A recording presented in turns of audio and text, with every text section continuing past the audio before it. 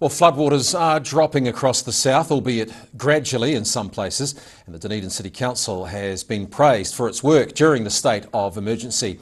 To discuss the current situation, Recovery Manager Simon Pickford joins me now. Good evening, Simon. Thank you. It's been busy times the last few days. It has been for me and the team. It's been pretty full on for everybody. So bring us up to date. What's the current state of play for you and your team? Where do your priorities lie? So the state of emergency was lifted on Monday, so that meant that we officially go into this recovery phase.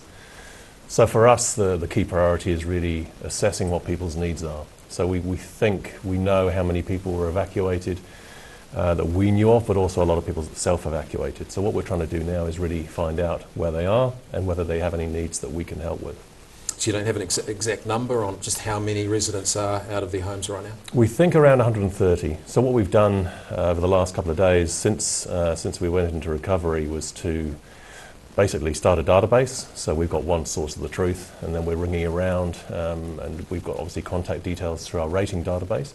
So we're making contact with people. We've had about 200 calls from people putting their hand up for help. So we're obviously working our way through those in a prioritised way. So what sort of help can you offer them? What support are you giving these people who have lost possessions and potentially their homes? So it ranges really from simple things like they just need to be pointed in the right direction, who they can talk to.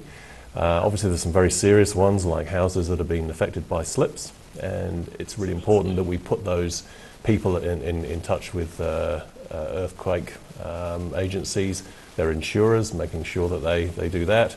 But also there are people at the end of the scale that are quite vulnerable. They don't have insurance, they don't have their own means, and so we're about to relaunch the mayoral fund, and so there is a sort of safety net for people if they've lost clothing, if they've lost furniture. There'll be a fund that people can apply for and use to recoup some of that. What's the latest situation on the Taieri, on the plains that was hardest hit? So we've been assessing the Taieri, particularly Henley was badly affected.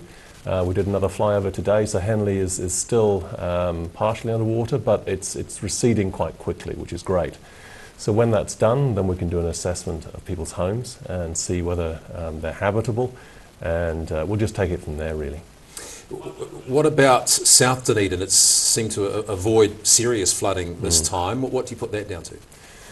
Partially it was to do to the weather, because the rain back in 2015 fell really heavily in South Dunedin. This time we only had, from memory, around 90 odd millimetres.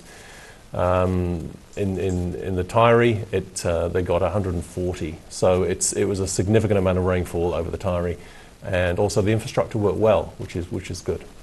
So what's the priority from here? When you leave tonight, tomorrow, what's your team's focus? We want to be able to give our teams a really good picture of where the needs are, and we want to be able to prioritise those. Obviously there's a whole lot of infrastructure things with slips. There's 20, 25, 26 slips that we're prioritising. All the major roads are open now, which is great, but there's a number of smaller road closures locally, so we're just trying to address those.